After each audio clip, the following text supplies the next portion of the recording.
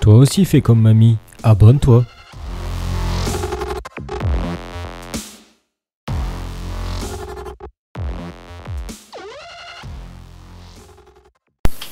Voilà Dimitri, regarde ce que j'ai installé. Regarde. Là, jour. Du coup ma porte est sécurisée. Si je ferme,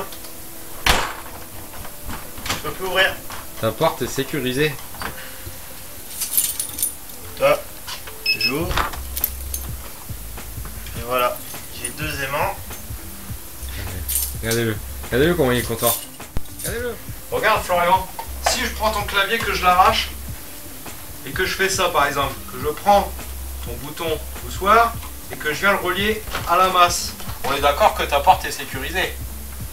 Là, pour le coup, non. Merci. Bah du coup, c'est pas du tout sécurisé. Comment on peut faire pour sécuriser mieux l'histoire? Hein? Bah déjà je pense qu'on pourrait utiliser du Viegant Florian. C'est quoi le Viegant? Le Viegant c'est un protocole de communication avec un clavier ou un lecteur de badge RFID et qui pourrait peut-être éventuellement remonter vers JDOM. En gros, t'es en train de me dire que c'est la même chose que ça, mais où on pourrait à chaque fois qu'on prend un badge, on le met et savoir qui est-ce qui passe. Ouais c'est ça, faire un vrai contrôle d'accès quoi. D'ailleurs, j'ai une bonne nouvelle pour toi Florian. J'ai déjà commandé un lecteur Viegant. Tiens, je te le donne. Allez, démerde-toi, ciao. Non, je rigole Florian. Je vais te faire un code avec une Wimos et on va faire en sorte de remonter l'information vers JDOM et que JDOM puisse ouvrir la porte. Donc en fait, tu es en train de me dire que là, si je crée un badge pour ma fille, je pourrais lui dire que de telle heure à telle heure, eh ben, elle n'est pas accès à la salle de jeu. C'est exactement ça Florian. Avec le contrôle d'accès, tu peux choisir quelle action, quelle heure, faire ce que tu veux. En fait, tu peux faire un scénario avec le code. Et tu pourrais même te dire que savoir que telle personne est allée à tel moment et elle va recevoir un SMS quand t'es pas chez toi. Exactement. C'est vraiment pas mal. C'est le lecteur Viegant. Mais alors du coup ma question c'est, admettons que JDOM foire, on fait comment? Admettons que je perds JDOM, j'ai une coupure d'électricité ou quoi que ce soit, je fais comment là du coup? Bah, déjà, ta porte n'est pas sur batterie encore. Non pas encore, c'est prévu. Donc ça déjà, il va falloir qu'on le fasse Florian, c'est important. Et je vais intégrer dans le code une fonction ou deux pour qu'on puisse ouvrir la porte si tu as une coupure de Wi-Fi ou une coupure de JDOM. C'est un élément de sécurité, là-dessus faut pas se trouver par contre. Hein. Bon, pour commencer, on va utiliser une Wimos. Je vous la présente plus, vous la connaissez. On va utiliser peut-être des octocoupleurs, j'en avais sous la main. On va surtout pas oublier les fameuses résistances. Et surtout, je vais utiliser une alim de PC qui a l'avantage de fournir du 5 volts et du 12 volts avec un ampérage assez important. Du coup, on peut lui mettre beaucoup d'éléments. Alors cette alim, je vais m'en servir uniquement pour faire un banc d'essai. Et enfin, on va utiliser un clavier à code et RFID compatible Viegant. Celui-là n'est pas compatible, on y reviendra.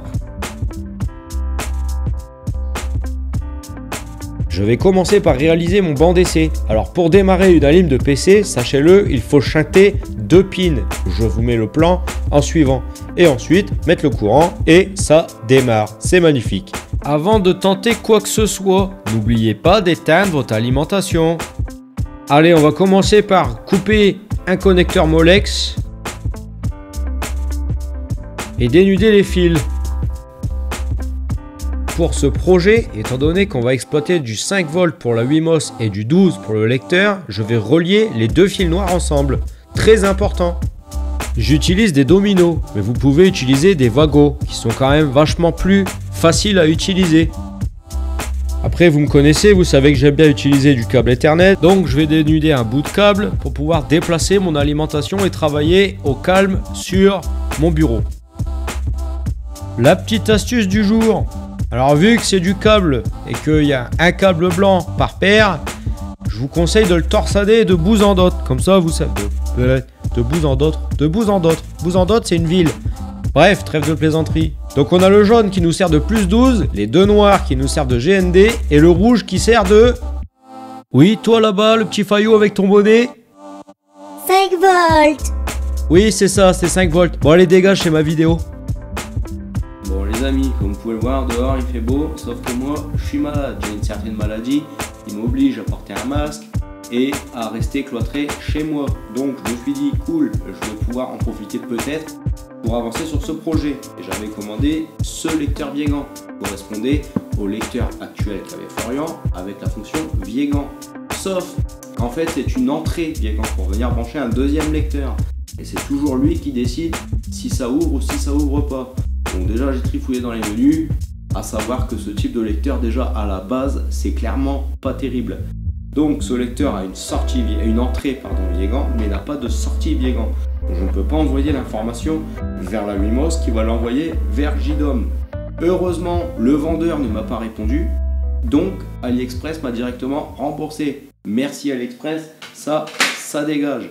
J'ai commandé un autre type de lecteur que je connais très bien puisque je l'utilise assez régulièrement dans mon travail professionnel. Donc on va attendre qu'il arrive pour continuer cette vidéo. Bon, ça met quand même un moment à arriver, alors je vais commencer à vous expliquer le fonctionnement du code de l'Arduino. Alors bien évidemment, le lien du code sera en description. À savoir que c'était pas un code que j'ai complètement créé parce que c'était un peu trop de boulot et j'avais un peu pas que ça à faire, mais que j'ai quand même énormément modifié. Donc je vous conseille de télécharger mon code. Sinon, vous pouvez accéder au code original. Pour télécharger le code, faites download zip. Lorsque vous avez téléchargé et extrait le zip, vous lancez donc le sketch. Le logiciel va vous demander de créer un dossier pour mettre le sketch dedans. Faites OK.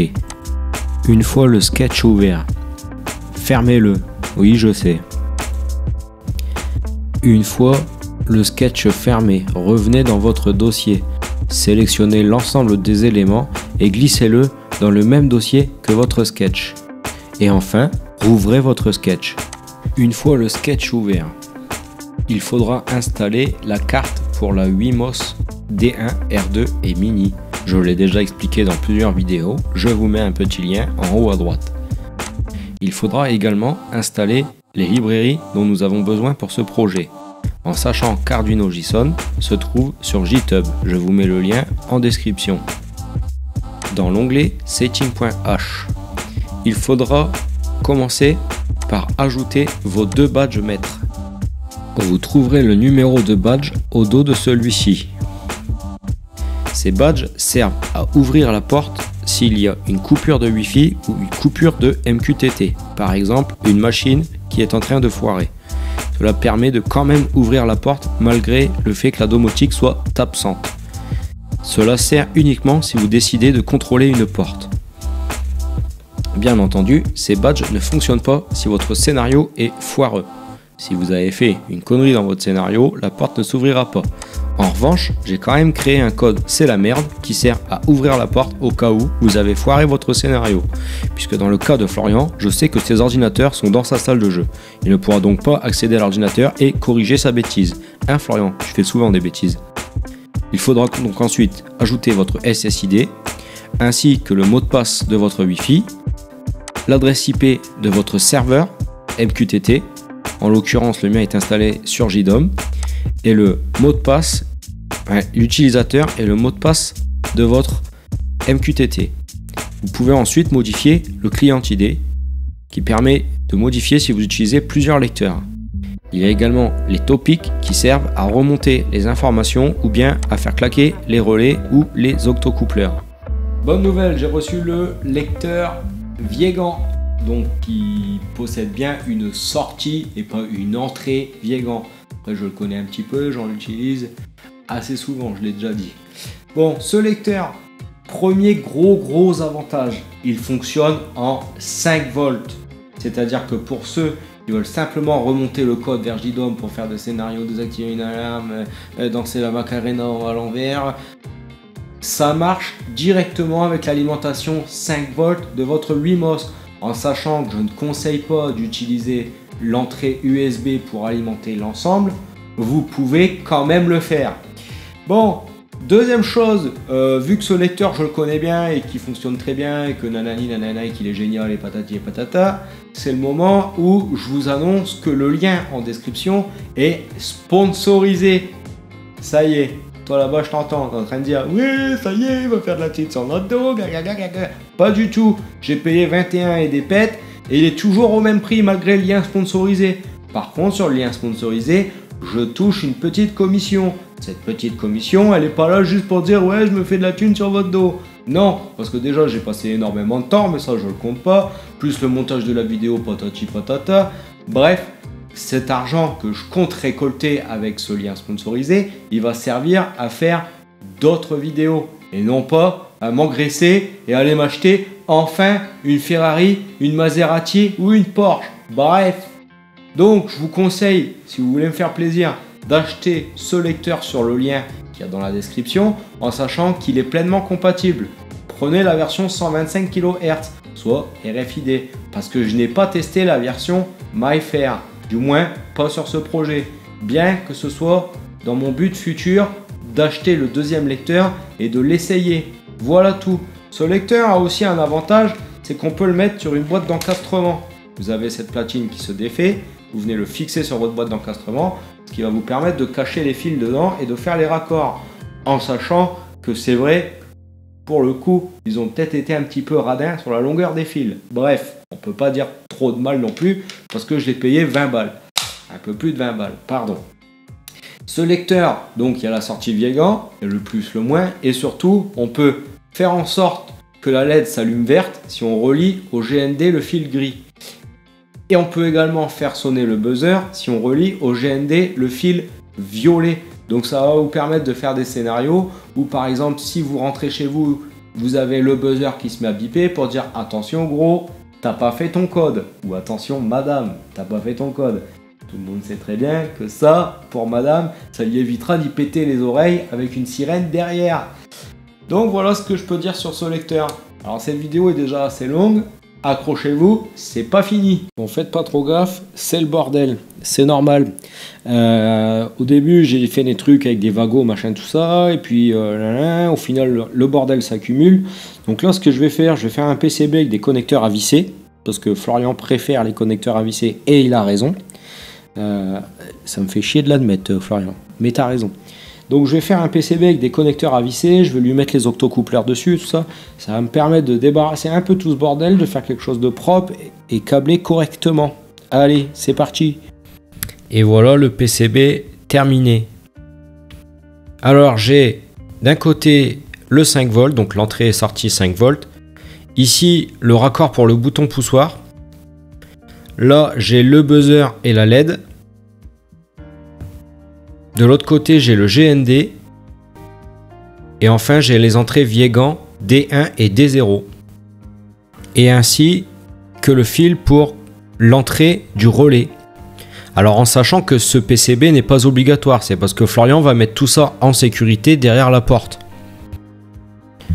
Du coup, pour ceux qui ne veulent pas faire un contrôle d'accès mais qui veulent simplement remonter les codes sur JDOM, il vous faudra une Wimos ainsi qu'un lecteur. Ça sera tout.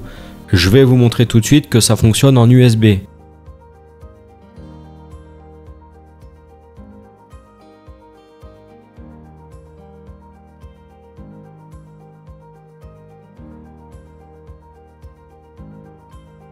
Alors c'est facile, à force je connais le câblage par cœur.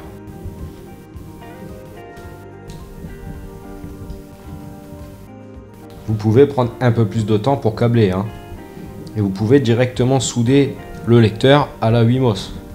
D'ailleurs, je pense que dans une prochaine vidéo, on fera directement une version light avec une Wimos et en prenant le moins de place possible. Voilà, donc là, mon branchement est prêt. Je vais alimenter en USB le tout et voilà. Là, on a le lecteur qui fonctionne avec le petit clignotement pour dire qu'on se connecte au Wi-Fi. Ça y est, on est connecté au Wi-Fi. Si je fais mon code, ça s'allume. La team usine à gaz, abonnez-vous. Et voilà, donc ça c'est la version light sans contrôle d'accès. Maintenant je vais simplement lui rajouter un relais, du 12 volts et faire ouvrir et fermer la porte de Florian. Donc ça c'est bon. Bon les amis, on va arrêter cette vidéo là parce que ça fait déjà plus de 15 minutes. Ça commence à faire très costaud pour une vidéo de la team usine à gaz. J'ai jamais dépassé les 10 minutes. Donc là on va s'arrêter là. Voilà pour la partie hardware, tout ce qu'on peut dire. Dans la prochaine vidéo, on va aller installer ça chez Florian et contrôler sa porte. Et on verra comment interfacer tout ça avec JDOM. Alors abonnez-vous et à la prochaine.